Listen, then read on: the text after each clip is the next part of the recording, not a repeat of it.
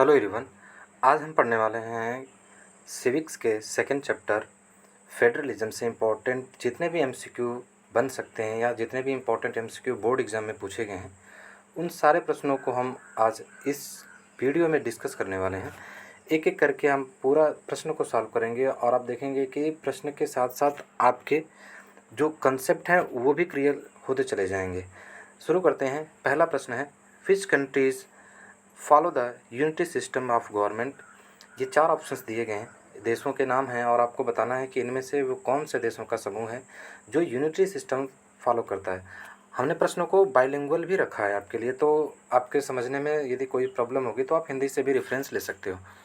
ठीक है, अब देख लेते हैं। जैसा कि हमें पता है कि यूनिटी फॉर्म ऑफ गवर्नमेंट का मतलब एक ऐसा गवर्नमेंट जहाँ पावर को सेंट्रलाइज किया गया है, सेंटर के पास ही पावर होता है और वो अपने पावर के हिसाब से ही पूरे देश को रन करता है। तो आप देखोगे इतने सारे देश दिए गए हैं और स्वाभाविक है कि सभी देशों के बारे में वहाँ पर यूनिटी सिस्टम है या वहाँ फेडरल सिस्टम है कंफर्म पता नहीं होगा, लेकिन हमारे कुछ देशों के नाम ज़रूर पता है जहाँ पर ये कंफर्म होगा कि वहाँ फेडरल चल रहा है सिस्टम या फिर वहाँ यूनिटरी सिस्टम चल रही है। जैसे पहले ऑप्शन में देखते हैं इंडिया। हमने पढ़ा ही है कि इंडिया एक फेडरल कंट्री है, तो जब इंडिया यहाँ पर फेडरल कंट्री है तो क्या बताओ ये सारे देश यूनिटी वाले कैसे हो गए? तो ये वाला तो ऑप्शन सही होगा ही नहीं। दूसरा ऑप्शन देखते हैं, यूएसए, जापान एंड बेल्जियम। अब आप इसमें देखोगे यूएसए भी एक फेडरल कंट्री है, क्योंकि फेडरलिज्म के हमने दो तरीके पढ़े थे कि कैसे फेडरलिज्म दो बनते हैं। जैसे एक हमने पढ़ा था कमिंग टुगेदर और एक हमने पढ़ा था पुटिंग टुगेदर या होल्डिंग टुगेदर, और उसमें हमने पढ़ा था कमिंग टुगेदर फेडरलिज्म। तो यूएसए भी तो एक फेडरल कंट्री है, तो ये भी एक यूनिटरी सिस्टम वाला गवर्नमेंट वाला कोई देश है ही नहीं, तो ये भी सही नहीं होगा। डी देखते हैं और डी में भी फिर यहाँ से इंडिया आएगा, यहाँ भी इंडिया एक फेडरल कंट्री है, तो हमें बचा एक ही option Saudi Arabia, China and Sri Lanka. ये ऐसे देश हैं जहाँ पर यूनिटरी सिस्टम ऑफ गवर्नमेंट को फॉलो किया जाता है। तो कई बार आपके प्रश्न में विकल्प सारे विकल्प नहीं आ रहे होंगे, लेकिन कुछ ऐसे पॉइंट्स जरूर होंगे जो आपको कन्फर्म आ रहे होंगे, तो उससे आप आसानी से उत्तर तक पहुँच पाओगे। तो पहले प्रश्न का सही जवाब होगा ऑप्शन नंबर सी। देख लेते हैं हिंदी में, कौन सा देश की एकात्मक प्रणाली का पालन करते हैं? बेल्जियम, स्पेन और भारत, यूएसए, जापान और बेल्जियम, सऊदी अरब, चीन और श्रीलंका, फ्रांस, जर्मनी और भारत। तो इसका सही जवाब मैंने बताया था सी, सऊदी अरब, चीन और श्रीलंका ऐसे देश हैं जो एकात्मक प्रणाली का पालन करते हैं। अगला प्रश्न है, a system of government in which power is divided between a central authority and various constituent unit of the country. प्रश्न कह रहा है कि एक ऐसी सिस्टम ऑफ गवर्नमेंट है जहाँ पर पावर को सेंट्रल अथॉरिटी और वेरियस कंस्टिट्यूएंट यूनिट्स में डिवाइड कर दिया जाता है, तो वैसे सिस्टम को हम क्या कहते हैं? क्या उसे फेडरलिज्म कहते हैं, कम्युनिज्म कहते हैं, सोशलिज्म कहते हैं या फिर डेमोक्रेसी कहते हैं? तो इस चैप्टर की थीम ही है फेडरलिज्म, और फेडरलिज्म की डिफिनेशन ही हमने पढ़ा था कि एक ऐसी सिस्टम या ऐसे form of government where power is divided between central authority and various subsequent units या constituent unit known as federalism. तो ये जो स्टेटमेंट है किसके बारे में बताया गया है? फेडरलिज्म यानी संघीय व्यवस्था के बारे में। देखिए हिंदी में क्या है, सरकार की एक ऐसी प्रणाली जिसमें शक्ति एक केंद्रीय प्राधिकरण और देश के विभिन्न घटक इकाइयों के बीच विभाजित हो जाती है, तो उसे क्या कहते हैं? वो ऐसी व्यवस्था कहलाती है फेडरलिज्म यानी संघवाद। नेक्स्ट प्रश्न देखते हैं, which country is an example of coming together federation. Federation दो तरीके से बनते हैं, एक कमिंग टुगेदर, एक होल्डिंग टुगेदर। तो आपको बताना है कि ये चार देश हैं, इनमें से कौन सा देश है जो कि कमिंग टुगेदर का एग्जाम्पल है? Belgium, Sri Lanka, USA, India. तो आप देखोगे इन चारों में से कमिंग टुगेदर फेडरेशन का उदाहरण है यूएसए। हमने दो तरीके से पढ़ा था, कमिंग टुगेदर और होल्डिंग टुगेदर। कमिंग टुगेदर में हमने पढ़ा था यूएसए, दूसरा हमने पढ़ा था स्विट्ज़रलैंड और तीसरा हमने पढ़ा था ऑस्ट्रेलिया। ऐसे ही होल्डिंग टुगेदर में इंडिया है, दूसरा है स्पेन और तीसरा है बेल्जियम। ये आप एग्जाम्पल ध्यान रखना, ये कई बार रिपीट हो चुके हैं बोर्ड में प्रश्न। तो कमिंग टुगेदर फेडरेशन का एग्जाम्पल क्या है? सी, यूएसए। अगला प्रश्न है, इन यूनिटी फॉर्म ऑफ गवर्नमेंट। आपको बताना है कि ये यूनिटी फॉर्म ऑफ गवर्नमेंट के बारे में कौन सा सही है। पहला ऑप्शन है, all the power is divided between central union and the state या फिर प्रोविंशियल गवर्नमेंट। पहला ऑप्शन कह रहा है कि जो ऑल पावर है, सभी पावर है, वो सेंट्रल यानी यूनियन और स्टेट यानी प्रोविंशियल गवर्नमेंट के बीच में डिवाइड की जाती है। क्या ये यूनिटी गवर्नमेंट के बारे में बता रहा है? दूसरा है all the power is with the citizen, सभी पावर सिटीजन के पास होते हैं। सी है state government has all the power, state government के पास सारी पावर्स होती हैं। या फिर ऑप्शन नंबर डी है power is concentrated with the central government, power को सेंट्रल गवर्नमेंट के साथ कंसंट्रेटेड होता है। तो इन चारों स्टेटमेंट को पढ़ने के बाद आप देखोगे कि जो पहला ऑप्शन है ये तो एक फेडरल कंट्री के बारे में बता रहा है, तो ये वाला तो होगा नहीं, क्योंकि हमें बताना है यूनिटी फॉर्म ऑफ गवर्नमेंट के बारे में। दूसरा ऑप्शन है all the power is with the citizens, ये वाला तो कोई सेंस ही नहीं बना रहा, और सी वाला भी नहीं होगा। आप देखोगे डी सही इसके बारे में, यूनिटी फॉर्म ऑफ गवर्नमेंट के बारे में सही एक्सप्लेन कर रहा है, क्योंकि यूनिटी फॉर्म ऑफ गवर्नमेंट में power is concentrated with central government, power किसके पास होती है? सेंट्रल गवर्नमेंट के पास होती है, केंद्रीय सरकार के पास होती है। जैसे सरकार के एकात्मक रूप में क्या होता है, शक्ति केंद्र सरकार के पास ही सेंट्रलाइज होती है। ठीक है, तो इस प्रश्न का सही जवाब क्या होगा? Option number D. अगला प्रश्न देखते हैं, identify the correct feature of the unity form of government. आपको ये चार ऑप्शन दिए गए हैं, आपको इन चारों ऑप्शन में से यूनिटी फॉर्म ऑफ गवर्नमेंट के बारे में सही विशेषता बतानी है, और ये सन 2021 में सीबीएसई टर्म 1 में पूछा गया है, तो ये प्रीवियस ईयर प्रश्न है। पहला है देयर आर 2 और more levels of government. B है different tiers of government govern the same citizen, each tier of government has its own jurisdiction. D है the sub unit are subordinate to the central government.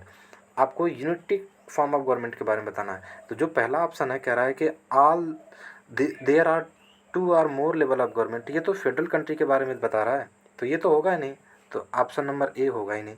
B है different tiers of government govern the same, ये भी federal country के बारे में उसके feature बता रहा है, तो ये भी नहीं होगा। सी है each tier of government has its own jurisdiction, ये भी फेडरल कंट्री के बारे में या फेडरलिज्म के बारे में बता रहा है, तो हमारा एक ही विकल्प बचा, और वो विकल्प है डी, कि जितने भी सब यूनिट्स होंगे या जितने भी अन्य छोटे छोटे पावर में डिवाइड किए जाएंगे वो सभी सबॉर्डिनेट होंगे किसके? सेंट्रल गवर्नमेंट के। मतलब जितने भी छोटी इकाइयाँ होंगी वो सभी सेंट्रल गवर्नमेंट के सबॉर्डिनेट होंगे, जबकि हमने फेडरल गवर्नमेंट में क्या बताया था कि जितने भी यूनिट या सब यूनिट्स होंगे सबके अपने खुद के जुरिडिक्शन होंगे, या वो खुद इंडिपेंडेंट तरीके से पावर को एक्सरसाइज कर सकते हैं।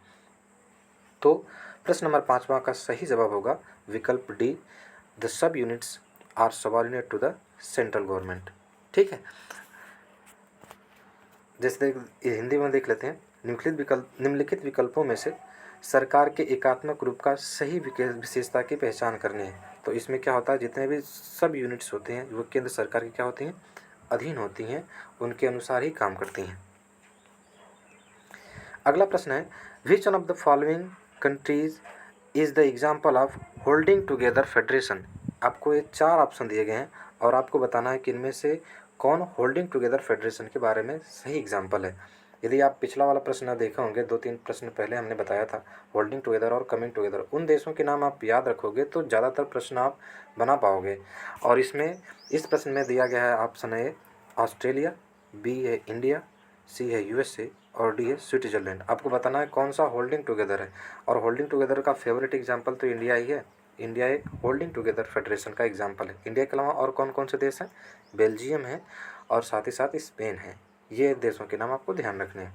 तो इस प्रश्न का प्रश्न नंबर 6 का सही जवाब होगा ऑप्शन नंबर बी, इंडिया। अगला प्रश्न है विच one of the following subjects is included in the union list. हमने 3 प्रकार के लिस्ट पढ़े थे। पहला हमने पढ़ा था यूनियन लिस्ट, जिसमें पूरा लेजिस्लेशन का काम या कानून बनाने का काम पूरा केंद्र सरकार देखती है। दूसरा हमने पढ़ा था स्टेट लिस्ट, जिसमें कानून बनाने की पूरी पावर किसके पास होती है? स्टेट गवर्नमेंट के पास होती है। और तीसरा हमने पढ़ा था कंकरेंट लिस्ट, और उसमें कानून बनाने की पावर सेंट्रल गवर्नमेंट के साथ साथ स्टेट गवर्नमेंट को भी दी जाती है। कुछ ऐसे विषय जो इन तीनों लिस्ट में नहीं है उन्हें हम रेजिडरी सब्जेक्ट कहते हैं, और उस पर कानून बनाने का पूरा पावर सेंट्रल गवर्नमेंट के पास है।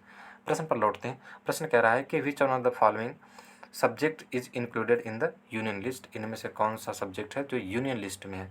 कम्युनिकेशन यानी संचार, बी है ट्रेड यानी व्यापार, सी है कॉमर्स और डी है इरिगेशन यानी सिंचाई। तो यूनियन सब्जेक्ट में है कम्युनिकेशन, ये है यूनियन लिस्ट का। ट्रेड किसका है? स्टेट लिस्ट का। कॉमर्स भी क्या है? स्टेट लिस्ट का। इरिगेशन भी क्या है? स्टेट लिस्ट का, जबकि कम्युनिकेशन क्या है, यूनियन लिस्ट का सब्जेक्ट है। तो इस प्रश्न का सही जवाब क्या होगा? ऑप्शन नंबर ए, कम्युनिकेशन।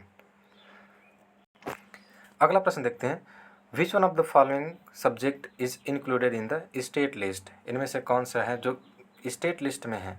यह CBSE 2021 के बोर्ड एग्जाम में पूछा भी जा चुका है। Banking, business, currency, communication. आपको ये तीनों लिस्ट पता होंगे तो आसानी से होगा, ये तो स्वाभाविक है। जैसे बैंकिंग है, ये यूनियन लिस्ट का सब्जेक्ट है। करेंसी है, ये भी यूनियन लिस्ट का है। कम्युनिकेशन भी यूनियन लिस्ट का। बचा कौन सा? बिजनेस यानी व्यापार, ये किसका है? स्टेट लिस्ट का सब्जेक्ट है। मतलब इस प्रश्न का सही जवाब होगा ऑप्शन नंबर बी, बिजनेस।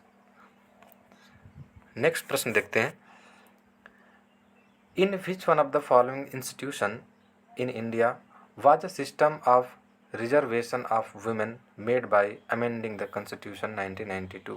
प्रश्न का मतलब ये है कि ये 4 विकल्प दिए गए हैं और आपको बताना है कि इन चारों जो इंस्टीट्यूशन दिए गए हैं, इनमें से वो कौन सा इंस्टीट्यूशन है जिसमें 1992 के द्वारा एक संविधान संशोधन करके महिलाओं के लिए सीट के रिजर्व किया गया है। क्या वो लोकसभा में ऐसा किया गया था, राज्यसभा में, लेजिस्लेटिव काउंसिल में, या फिर पंचायत में?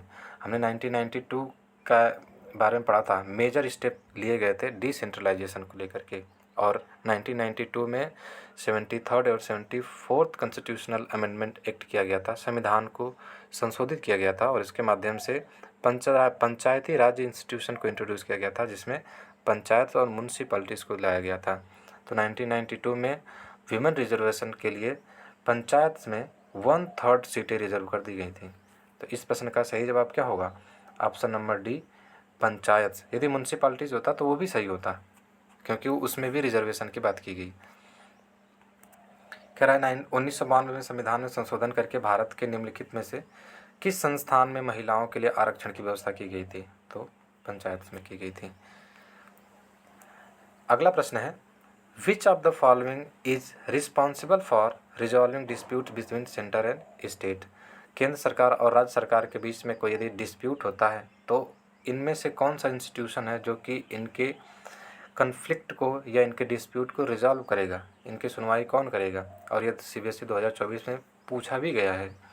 फाइनेंस कमीशन ऑफ वित्त आयोग करेगा, या फिर supreme Court of India, Bharat का सर्वोच्च न्यायालय, प्रेसिडेंट करेंगे, राष्ट्रपति करेंगे, या फिर prime minister of India, Bharat के प्रधानमंत्री करेंगे? तो सेंटर और स्टेट के बीच में कोई भी डिस्प्यूट होगा तो उसको रिजॉल्व करने का जो पावर दिया गया है, जो रिस्पॉन्सिबल है, वो इंडिया का सुप्रीम कोर्ट है।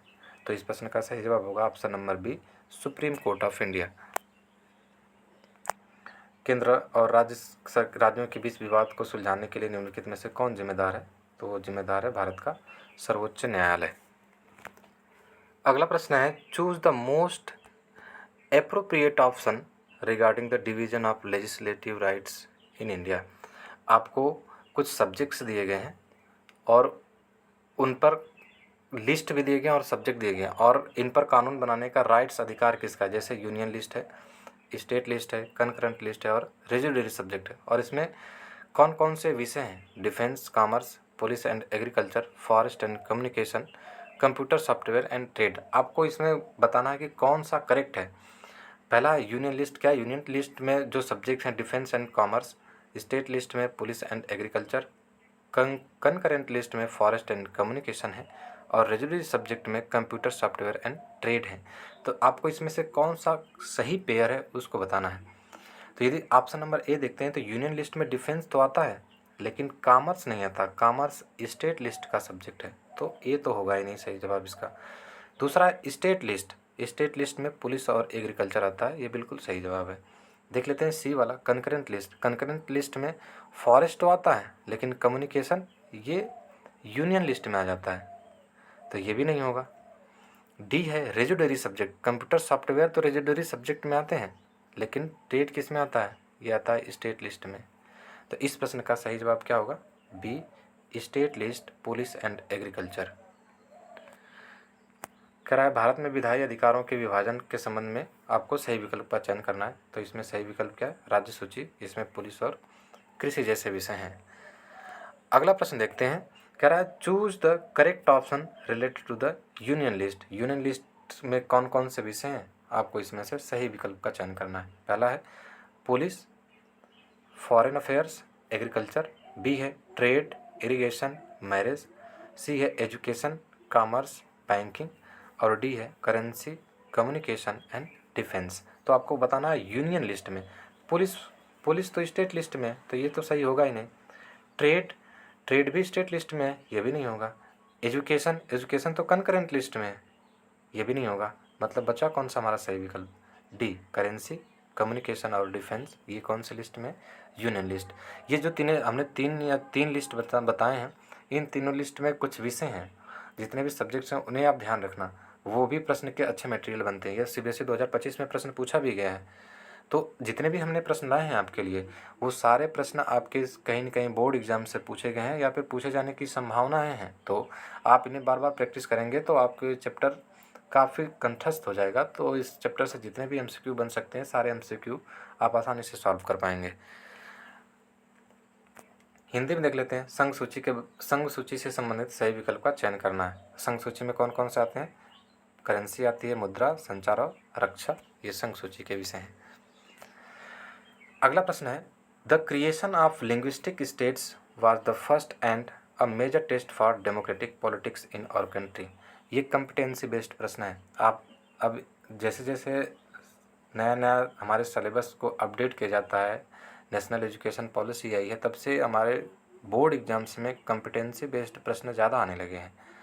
तो उन प्रश्नों को कम्पिटेंसी बेस्ड का मतलब ये है कि आपके जो पढ़े हैं थियरी, उससे डायरेक्ट प्रश्न नहीं आएगा, बल्कि उसी का अप्लाइड फॉर्म में हमारे पास क्वेश्चंस बन के आएंगे। तो वैसा ही हमने कम्पिटेंसी बेस्ड भी बहुत सारे प्रश्न इसमें शामिल किए हैं। तो पहला स्टेटमेंट कह रहा है, जो लिंग्विस्टिक स्टेट्स है इनके क्रिएट करना, ये हमारे देश के जो पॉलिटिक्स है पहला मेजर टेस्ट था। क्योंकि लैंग्वेज पॉलिसी में हमने पढ़ा था कि लैंग्वेज को लेकर के राज्य बनाने की डिमांड बहुत आने लगी। तो उसको लेकर के इंडिया के जितने भी पॉलिसी मेकर थे उनके सामने बड़ा चैलेंज आया, पहला टेस्ट था। Many old states have vanished and many new states have been created. बहुत से पुराने स्टेट समाप्त हो गए और बहुत से नए स्टेट बनाए गए। Areas, boundaries and names of the state have been changed. बहुत सारे स्टेट्स के नेम, बाउंड्रीज, एरिया ये भी बदल दिए गए। अब आपको बताना है कि which of the following state related to the 4 reactions of the language policy followed by India is true. ये स्टेटमेंट आपको पढ़ने हैं। स्टेटमेंट का मतलब यही है कि भाषाई राज्य के भाषा के आधार पर राज्यों का गठन भारतीय जो डेमोक्रेटिक पॉलिटिक्स थे इसके सामने पहला टेस्ट था।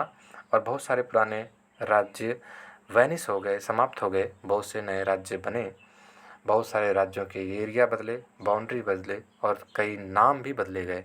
तो आपको ये 4 स्टेटमेंट दिए गए हैं, इनमें से आपको सही विकल्प का चयन करना है। पहला है, language based state have divided us. क्या लैंग्वेज बेस्ड जो स्टेट्स बने वो हमें डिवाइड किए? ये है। दूसरा है, the policy of accommodation has strengthen the national unity. जो एकोमोडेशन की पॉलिसी थी, जो नीति थी, उसने हमारे देश की नेशनल यूनिटी को स्ट्रेंथन किया, मजबूत किया। सी है, the language policy has only help to consolidate the dominance of English over all other language. जो लैंग्वेज पॉलिसी थी इसने इंग्लिश लैंग्वेज को डोमिनेट करने दिया अन्य अदर लैंग्वेज पर। डी है, it has created conflict of ideologies. ये बहुत सारे विचारधाराओं में कन्फ्लिक्ट तैयार कर दिया या कन्फ्लिक्ट पैदा कर दिया। तो लैंग्वेज पॉलिसी में हमने पढ़ा था कि जब लैंग्वेज के आधार पर स्टेट्स को बनाने की डिमांड उठने लगी, तो लैंग्वेज के आधार पर जब पहला राज्य आंध्र प्रदेश बना तो लोगों को भय था कि लैंग्वेज के आधार पर जो स्टेट्स का क्रिएशन किया जा रहा है ये कहीं हमारे देश की यूनिटी को डिग्रेड न करे या डिसइंटीग्रेट न कर दे। लेकिन वास्तव में इसका परिणाम क्या हुआ कि वो हमारे राज्यों को या हमारे देश को तोड़ने की बजाय हमारे देश की यूनिटी को क्या किया? स्ट्रेंथन किया। तो इस प्रश्न का सही जवाब क्या होगा? B, the policy of accommodation has strengthen national unity. ठीक है। जैसे हिंदी में देख लेते हैं, भाषाई राज्यों का गठन हमारे देश में लोकतांत्रिक राजनीति के लिए पहली और एक बड़ी परीक्षा थी। कई पुराने राज्य गायब हो गए और कई नए राज्य बनाए गए हैं। राज्यों के क्षेत्र, सीमाओं और नामों को बदल दिया गया है। भारत में अपनाई गई भाषा नीति के प्रति 4 प्रतिक्रियाओं से संबंधित निम्नलिखित में से कौन सा कथन सत्य है? और इसमें सबसे सुटेबल जो ऑप्शन है वो है बी कि जो समायोजन की नीति थी, पॉलिसी थी, उसने राष्ट्रीय एकता को मजबूत किया, स्ट्रेंथन किया। अगला प्रश्न देखते हैं, ये भी कॉम्पिटेंसी बेस्ड प्रश्न है। Mister x is appearing in an examination conducted by the recruitment to the central government position in how many languages as mentioned in the 8th schedule can he opt to take the exam। प्रश्न कह रहा है कि x नाम का कोई व्यक्ति है जो कि सेंट्रल गवर्नमेंट रिक्रूटमेंट एग्ज़ाम में अपीयर होने वाला है, तो हमारे 8th शेड्यूल में वो कितने लैंग्वेज हैं जिनमें वो प्रश्न को सॉल्व कर सकता है। कुल मिला के प्रश्न पूछ रहा है कि हमारे संविधान की 8वीं अनुसूची में कितनी भाषाएं हैं, और हमने पढ़ा था 8वीं अनुसूची में वर्तमान में टोटल 28 लैंग्वेजेस हैं, 22 भाषाएं हैं। तो इस प्रश्न का सही जवाब क्या होगा? विकल्प बी। अगला प्रश्न देखते हैं, विच of the following is a definite indicator of successful implementation of federalism in India. Bharat में फेडरलिज्म के सक्सेसफुल इम्प्लीमेंटेशन को लेकर के इनमें से आपको सही विकल्प का चयन करना है। बड़े बड़े स्टेटमेंट को पढ़ के घबराना नहीं है। आप हर स्टेटमेंट को तसल्ली से पढ़ोगे तो ज़्यादा संभावना है कि आप सही विकल्प तक पहुंच जाओगे। यदि बड़े ऑप्शन और बड़े प्रश्न को देखकर आप घबराओगे तो आपको ज़्यादातर संभावनाएं होंगी और गलत भी कर दोगे। तो कोई भी बड़ा प्रश्न आ जाए तो बहुत घबराना नहीं है, बल्कि उसे तसल्ली से बैठकर पढ़ना है और ठंडे दिमाग से काम करोगे तो आसानी से उत्तर तक पहुंच जाओगे। पहला है, courts have the power to interpret the constitution and the power of different levels of government. Courts के पास पावर है कि हमारे संविधान की व्याख्या करे, कोई इंटरप्रेट करे और जितने भी डिफरेंट लेवल ऑफ गवर्नमेंट हैं उनको बताए। दूसरा है, the authority of each tier of government is not constitutionally guaranteed. तीसरा है, a system of government which did not have mutual trust and agreement to live together। D है both A, B and ए। तो आप देखोगे कि federalism में क्या B option यदि हम देखें तो फेडरलिज्म में जितने भी हमने लेवल्स ऑफ गवर्नमेंट बताए थे उनके जो अथॉरिटी है वो तो गारंटी की गई है ना। और इसमें कह रहा है कि government is not constitutionally guaranteed, तो ये तो होगा ही नहीं। और सी कह रहा है कि अ system of government which did not mutual trust, ये म्यूचुअल ट्रस्ट पर ही आधारित है, तो ये भी नहीं होगा। और ये भी नहीं होगा मतलब जब सी होगा नहीं, बी होगा नहीं, तो डी वाला भी नहीं होगा। तो इस प्रश्न का सही जवाब क्या है कि जो कोर्ट्स हैं उनके पास पावर है कि जो डिफरेंस लेवल्स ऑफ गवर्नमेंट हैं उनके पावर को इंटरप्रेट करे, उनके पावर को क्लेरिफाई करे। न्यायालय के पास ये पावर है। तो ये फेडरलिज्म के सक्सेसफुल इम्प्लीमेंटेशन के लिए सबसे सुटेबल विकल्प है ऑप्शन नंबर ए। हिंदी में भी है, निम्नलिखित में से कौन सा भारत में संघवाद के सफल कार्यान्वयन का एक निर्धारित संकेतक है? अदालतों के पास संविधान और सरकार के विभिन्न स्तरों की शक्तियों की व्याख्या करने की शक्ति है। ये बिल्कुल सही ऑप्शन है हमारा। सरकार के प्रत्येक स्तर के अधिकार संवैधानिक गारंटी नहीं है, ये तो गलत है। सरकार की एक ऐसी प्रणाली जिसमें आपसी विश्वास और एक साथ रहने का समझौता नहीं था, ये भी गलत है। और डी भी गलत है। तो इसका सही जवाब होगा ऑप्शन नंबर ए। अगला प्रश्न देखते हैं, दो स्टेटमेंट दिए गए हैं। ऑल पंचायत समिति और मंडल in a district together constitute the जिला परिषद, मोस्ट मेंबर ऑफ जिला परिषद आर इलेक्टेड।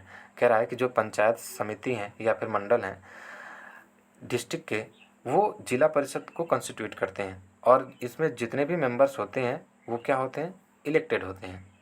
दूसरा स्टेटमेंट है, members of Lok Sabha and MLA of the district and the some other officials of the other district level bodies are also member.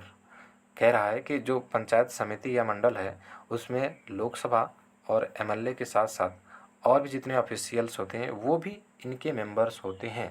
तो इन दोनों statement के आधार पर आपको सही विकल्प को बताना है कि statement 1 is correct and 2 is incorrect, statement 1 is incorrect and 2 is correct, C है both 1 and 2 are correct, D है बोथ 1 एंड 2 आर करेक्ट। तो इसमें आप देखोगे तो इसमें दोनों स्टेटमेंट ही सही हैं। तो इस प्रश्न का सही जवाब क्या होगा? Option number D. अगला प्रश्न है, what happens when law regarding concurrent list are in conflict between union and state government, identify the appropriate reason. कह रहा है कि यदि क्या होगा यदि कंकरेंट लिस्ट पर स्टेट गवर्नमेंट और यूनियन गवर्नमेंट के बीच में कन्फ्लिक्ट हो जाए तो क्या होगा। देखते हैं क्या होगा। आपको इन चारों में से सही विकल्प का चयन करना है। If their law conflict with each other then the law made by the president of India will prevail. यदि कोई कंकरेंट लिस्ट पर कानून को लेकर कन्फ्लिक्ट हो गया तो प्रेसिडेंट द्वारा बनाया गया कानून माना जाएगा या प्रिवेल करेगा, उसे प्राथमिकता दी जाएगी। पहला स्टेटमेंट। दूसरा है, if their law conflict with each other then the law made by the union government will prevail. यदि कोई कन्फ्लिक्ट होता है तो यूनियन गवर्नमेंट द्वारा बनाया गया कानून को प्राथमिकता दी जाएगी।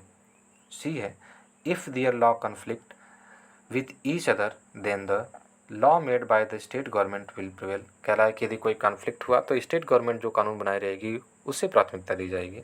और डी है, if their law conflict with each other then the law made by the local government will prevail. यदि कोई कन्फ्लिक्ट होता है कानून को लेकर के तो लोकल गवर्नमेंट द्वारा जो बनाया गया कानून होगा उससे प्राथमिकता दी जाएगी। तो हमने कंकरेंट लिस्ट पढ़ते समय आपको ये स्पष्ट किया था कि कंकरेंट लिस्ट में जितने भी सब्जेक्ट होंगे, चाहे वो मैरिज से लेकर होगा फिर या फिर मैरिज सक्सेशन से लेकर होगा, एजुकेशन को लेकर होगा, फॉरेस्ट को लेकर होगा, ये जो कंकरेंट लिस्ट में जितने भी विषय हैं, सब्जेक्ट्स हैं, इन पर कानून बनाने की पूरा पावर स्टेट गवर्नमेंट के साथ साथ यूनियन गवर्नमेंट को भी दिया गया। फिर हमने ये भी बताया था कि कभी ऐसी संभावना हो सकती है कि इनमें कानून बनाने को लेकर कन्फ्लिक्ट हो जाए, तब कैसे डिसाइड करेंगे कि कौन कानून किसके कानून को हम मानेंगे। तब इसमें संविधान में स्पष्ट कहा गया है कि यदि कोई कन्फ्लिक्ट होगा तो उसमें यूनियन गवर्नमेंट के कानून को प्राथमिकता दी जाएगी। मतलब इसका सही जवाब होगा B, if their law conflict with each other then the law made by the union government will prevail. इसका सही जवाब होगा ऑप्शन नंबर बी। हिंदी में कि समवर्ती सूची से संबंधित कानूनों को लेकर के जब केंद्र और राज्य सरकार के बीच टकराव होता है तो क्या होता है। तो टकराव होता है तो क्या होता है, यही होता है कि जो केंद्र सरकार कानून बनाई गई है उस कानून को मान्य कर लिया जाएगा, उस कानून का मान्य होगा। यही सही जवाब होगा ऑप्शन नंबर बी। अगला प्रश्न है, identify the correct statement about the theory of federalism in Indian constitution. मतलब भारतीय संविधान में जो फेडरलिज्म को लेकर के थियोरी है उसके बारे में 4 स्टेटमेंट दिए गए हैं। आपको इनमें से डिसाइड करना है कि कौन सा स्टेटमेंट सही है। पहला स्टेटमेंट है, the constitution declared India as the union of state. सही बात है, क्योंकि हमारा संविधान भारत को एक यूनियन ऑफ स्टेट डिक्लेयर करता है। दूसरा है, sharing of power between union government and the state government is basic to the structure of the constitution. जो पावर शेयरिंग है यूनियन गवर्नमेंट और स्टेट गवर्नमेंट की, वो हमारे संविधान की बेसिक स्ट्रक्चर है। ये भी बिल्कुल सही बात है। तीसरा है, it is easy to make changes to this power sharing arrangement. जो पावर शेयरिंग का अरेंजमेंट है, जो फेडरलिज्म का अरेंजमेंट है इंडिया में, इसको चेंज करना बहुत ही ईजी है। ये गलत है, क्योंकि हमने बताया था कि फेडरलिज्म में जब पावर को बांटा जाता है सेंट्रल गवर्नमेंट, स्टेट गवर्नमेंट और उसके बहुत सारे यूनिट्स में, तो ऐसा संभावना हो सकता है कि जो सेंट्रल गवर्नमेंट है वो चाहे कि अपना पावर स्टेट गवर्नमेंट को ना देना चाहे, तो हम संविधान में कुछ बदलाव करके पावर को अपने पास सेंट्रलाइज कर सकती है। तो इसी को दूर करने के लिए हमारे संविधान में ये प्रावधान किया गया कि कोई यदि सेंट्रल गवर्नमेंट ऐसी कानून बना रही है जिससे स्टेट गवर्नमेंट के पावर भी इम्पैक्ट होते हैं, तो वैसे कानून तभी पास माने जाएंगे जब उसे हमारे पार्लियामेंट में स्पेशल मेजोरिटी से पास किया जाए। और साथ ही साथ जितने भी स्टेट्स हैं, टोटल 28 स्टेट्स हैं, तो इनमें से आधे से ज़्यादा राज्यों की सहमति भी आवश्यक है। तो ये ईजी नहीं है, तो ये वाला गलत है। चौथा स्टेटमेंट है, the parliament can on its own change this arrangement. Parliament खुद अपने मन से इसमें कोई बदलाव कर सकती है। ये भी गलत है। तो इसका सही जवाब ऑप्शन नंबर 1, स्टेटमेंट 1 और स्टेटमेंट 2 दोनों सही है। देखते हैं हम, ये हिंदी में है कि भारतीय संविधान में संघवाद के सिद्धांत के बारे में निम्नलिखित कथनों में से सही कथन का पहचान करना है। संविधान ने भारत को राज्यों का संघ घोषित किया है, बिल्कुल सही बात है। केंद्र सरकार और राज्य सरकारों के बीच शक्ति का बंटवारा संविधान की मूल संरचना का हिस्सा है, ये भी सही बात है। परंतु ये जो व्यवस्था है इसमें बदलाव आसान नहीं है और संसद अब व्यवस्था में अपने आप इस कोई बदलाव कर सकती है, ये भी नहीं है। तो इस प्रश्न का सही जवाब होगा ऑप्शन नंबर 1 एंड 2, मतलब इस प्रश्न का सही जवाब होगा ए, 1 एंड 2 आर करेक्ट। ठीक है, अगला प्रश्न देखते हैं। आपको मैचिंग का प्रश्न है, मिलान करवाना है और एक तरफ लिस्ट दिया गया और एक तरफ सब्जेक्ट दिए गए। ये बोर्ड एग्जाम 2024 में पूछा भी गया है। इधर लिस्ट दिए गए हैं union list, state list, concurrent list और रेजिडुअरी सब्जेक्ट या रेजिडुअरी लिस्ट, और इधर उसमें सब्जेक्ट क्या क्या विषय दिए गए हैं। आपको इसको मैच कराना है और इसके लिए सही विकल्प का जवाब देना है। देख लेते हैं। यूनियन लिस्ट को देखा जाए तो यूनियन लिस्ट ऐसा लिस्ट है जिसमें केंद्र सरकार कानून बना सकती है, और इसमें क्या क्या आते हैं, डिफेंस आता है, फॉरेन आता है, करेंसी आती है, बैंकिंग आता है। तो यूनियन लिस्ट का किस में जाएगा, बैंकिंग दूसरा में। और बी का स्टेट लिस्ट जिसमें ट्रेड यूनियन आता है, ये हो गया। कंकरेंट लिस्ट जिसमें क्या आता है, नहीं, स्टेट लिस्ट में ट्रेड यूनियन नहीं लेंगे, स्टेट लिस्ट में पुलिस है, और कंकरेंट लिस्ट में ट्रेड यूनियन और रेजिडुअरी, मतलब ऐसे जो न तो यूनियन लिस्ट में है, न तो स्टेट लिस्ट में है और न ही कंकरेंट लिस्ट में है, तो वो सारे सब्जेक्ट रेजिडुअरी सब्जेक्ट कहलाते हैं और उसमें कंप्यूटर सॉफ्टवेयर है, तो ये रेजिडुअरी, मतलब सीधी सही विकल्प का चयन हमें करना है। तो ए का 2, बी का 3, सी का 1 और डी का 4, 2 3 1 4।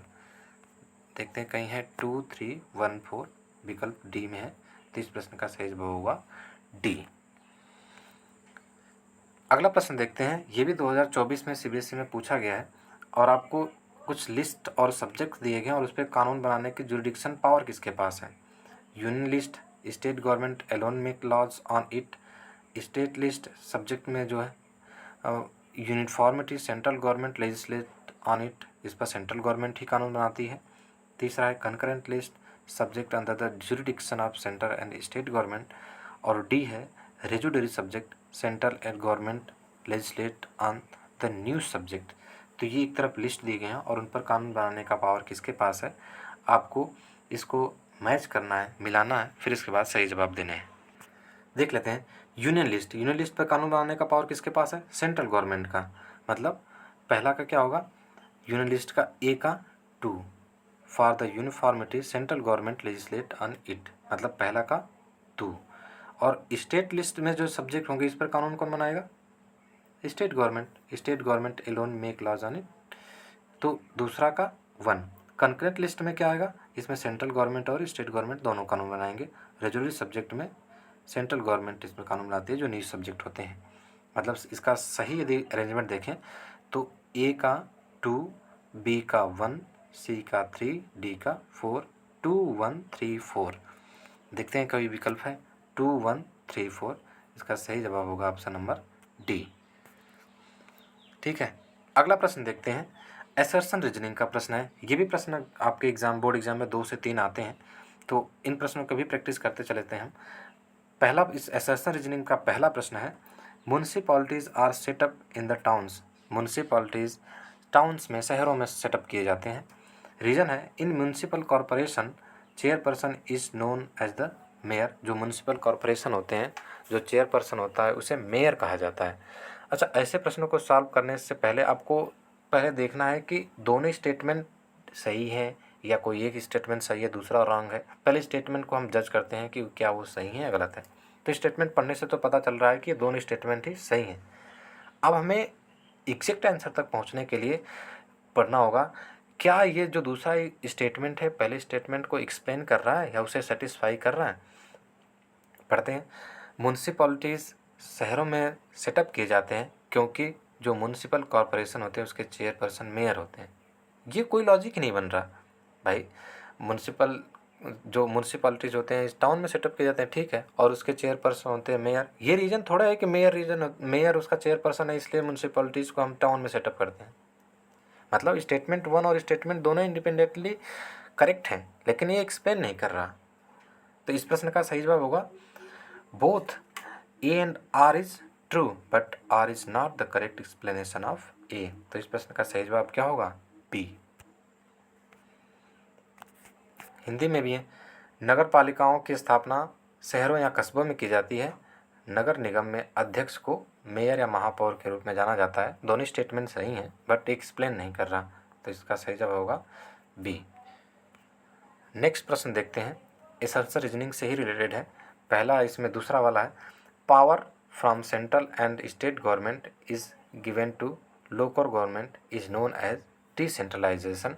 जब सेंट्रल गवर्नमेंट और स्टेट गवर्नमेंट का पावर लोकल गवर्नमेंट को दे दिया जाता है तो उसे डिसेंट्रलाइजेशन ऑफ पावर कहा जाता है या डिसेंट्रलाइजेशन कहा जाता है। ये पहला स्टेटमेंट है, असर्शन है। दूसरा है, large number of problems and issues are best settle at the local level and is the best idea behind the decentralisation. मतलब जो लार्ज नंबर ऑफ और प्रॉब्लम्स होते हैं उसे लोकल लेवल पर ही बेस्ट रूप से हम सेटल कर सकते हैं, यही बेसिक आइडिया है डिसेंट्रलाइजेशन के पीछे। मतलब स्टेटमेंट 1 और स्टेटमेंट यदि 2 को आप पढ़ोगे तो दोनों स्टेटमेंट आपको सही स्पष्ट हो रहे हैं, क्योंकि डिसेंट्रलाइजेशन का मतलब ही होता है कि जब सेंट्रल गवर्नमेंट और स्टेट गवर्नमेंट से पावर को लेकर के हम लोकल गवर्नमेंट को दे देते हैं, इसे हम क्या कहते हैं? डिसेंट्रलाइजेशन। और डिसेंट्रलाइजेशन के आइडिया के पीछे मेन आइडिया क्या था, मेन उद्देश्य क्या था कि जो प्रॉब्लम्स हैं और इश्यूज़ हैं उसे लोकल लेवल पर ही सेटल किया जा सके। तो आप देख रहे हो कि ऑप्शन नंबर असर्शन भी सही है और रीजन भी सही है, और रीजन भी असर्शन को एक्सप्लेन कर रहा है, क्योंकि सेंट्रलाइजेशन जब स्टेट गवर्नमेंट जैसे पढ़ते हैं हम कि जब सेंट्रल गवर्नमेंट और स्टेट गवर्नमेंट से पावर को लेकर लोकल गवर्नमेंट को दे दिया जाता है तो उसे डिसेंट्रलाइजेशन कहते हैं। डिसेंट्रलाइजेशन के पीछे का मुख्य विचार ये था कि जो मेजर प्रॉब्लम्स और इश्यूज़ हैं उसे लोकल लेवल पर ही सेटल कर लिया जाए। तो आप देख रहे हो कि असर्शन और रीजन दोनों सही हैं और रीजन असर्शन का करेक्ट एक्सप्लेनेशन भी दे रहा है। तो यदि हम देखें इस प्रश्न का सही जवाब, तो इस प्रश्न का सही जवाब होगा option number A, both A and R true and R is correct explanation of A. तो इस प्रश्न का सही जवाब होगा ऑप्शन नंबर ए। नेक्स्ट प्रश्न देखते हैं, ये हिंदी में भी है। केंद्र और राज्य सरकारों से शक्ति स्थानीय सरकारों को दे दी जाती है, इसे विकेंद्रीकरण के रूप में जाना जाता है। बड़ी संख्या में समस्याओं और मुद्दों को स्थानीय स्तर पर सबसे अच्छी तरह से हल किया जा सकता है और यही विकेंद्रीकरण के पीछे का मूल विचार था। सही बात है, तो इसमें आप देखोगे तो विकल्प ए सही होगा। अगला प्रश्न है और ये इस चैप्टर से रिलेटेड लास्ट प्रश्न है। प्रश्न है, विच one of the following is not included in union list. इनमें से कौन सा जो सब्जेक्ट्स है जो यूनियन लिस्ट में नहीं है? Defence, banking, education, communication. ये प्रश्न हम आपके लिए छोड़ के जा रहे हैं। आप इन प्रश्नों का जवाब जरूर देना कि इनमें से कौन सा यूनियन लिस्ट में इंक्लूडेड नहीं है। यदि आपने वीडियो और चैप्टर को अच्छे से रिवाइज किया है तो ये प्रश्न आपके बाएं हाथ का खेल है और आप कर भी लेंगे। तो इस तरह से हम इस चैप्टर को कंप्लीट मानते हैं और जल्दी ही हम नेक्स्ट चैप्टर के साथ आपके साथ मिलेंगे। तब तक के लिए रिवाइज करते रहिएगा और पढ़ाई करते रहिएगा। धन्यवाद।